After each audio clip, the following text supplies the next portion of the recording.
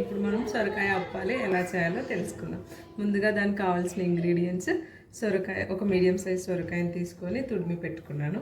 అందులో కావాల్సినవి కరివేపాకు, onion, 2 medium size onion chop చేసి పెట్టుకున్నాను, కొంచెం కొత్తిమీర, కొంచెం పచ్చిమిరపకాయ, కొంచెం. ఇప్పుడు మనం ఎలా చేయాలో తెలుసుకుందాం.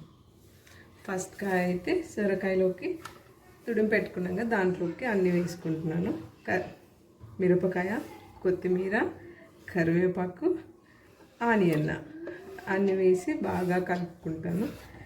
ఇందులోనే రుచికి సరిపడా సాల్ట్ కూడా వేస్తున్నాను.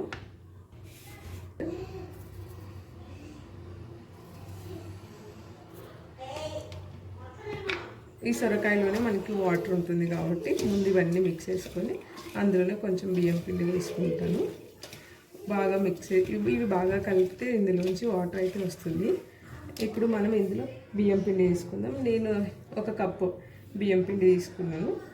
ఇది బాగా మిక్స్ చేస్తున్నాను. వాటర్ అయితే ఫస్ట్ ఏం యాడ్ చేయట్లేదు, ఎందుకంటే సొరకాయలో వాటర్ ఉంటుంది కాబట్టి దీంతోనే కలుపుకోవడానికి ట్రై చేస్తున్నాను. ఒకవేళ మనకి సరిపోకపోతే కొంచెం కొంచెం వాటర్ యాడ్ చేసుకొని కూడా కలుపుకోవచ్చు.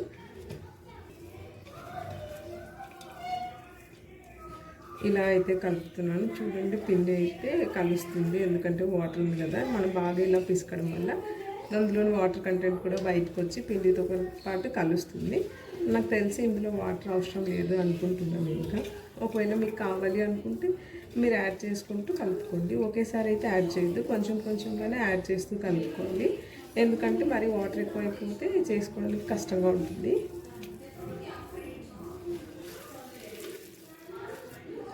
ఇలా అయితే కలుపుకున్నాను. ఇప్పుడైతే ఉప్పు సరిపోయిందా లేదా అనేది అయితే టెస్ట్ చేస్తున్నాను.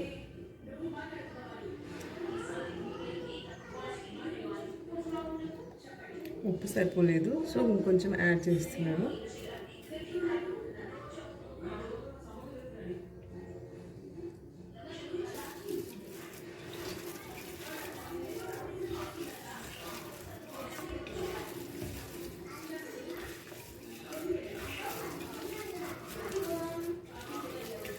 నేనైతే వాటర్ ఏమీ యాడ్ చేయలేదు, సో యాడ్ చేయకుండానే కలుపుకున్నాను. ఈ కన్సిస్టెన్సీలో వస్తే సరిపోతుంది, మనకి చేసుకోవడానికి ఈజీగా ఉంటుంది.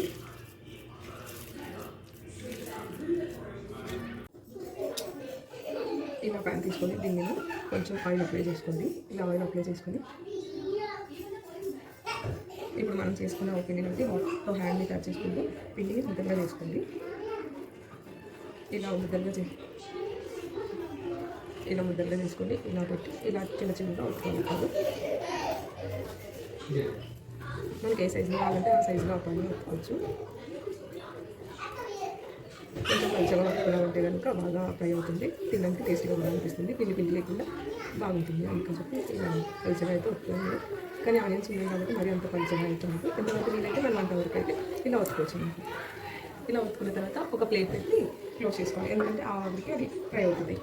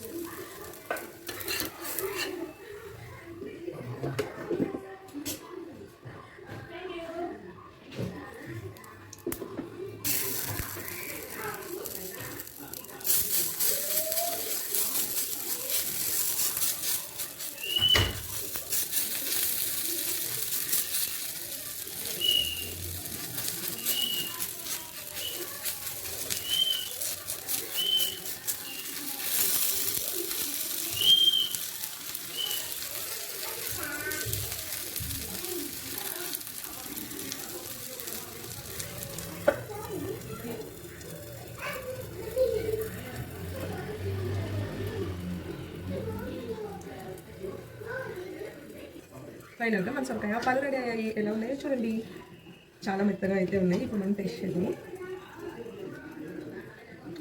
టేస్ట్ అయితే బాగున్నాయి, మీరు కూడా ట్రై చేయండి. నేను చేస్తున్నప్పుడు ఫస్ట్ టైం యూట్యూబ్లో చూసి మరీ చేస్తున్నాను. మీకు ఎలా వచ్చాయో కామెంట్ సెక్షన్లో కామెంట్ చేయండి. Thank you for watching the video.